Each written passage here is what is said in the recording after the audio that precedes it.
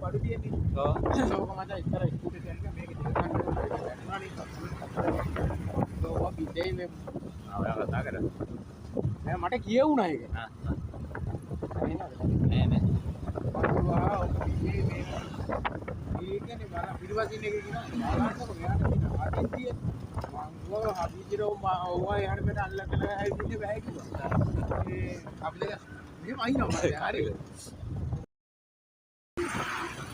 Wi-Fi වල අපි.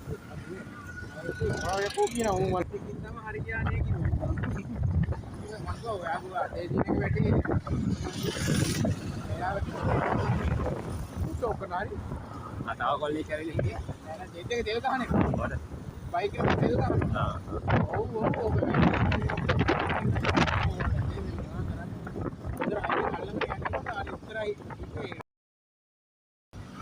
ඒක කියලා ඉන්න පිළිවාගේ ඕක කරලා ඉන්නේ.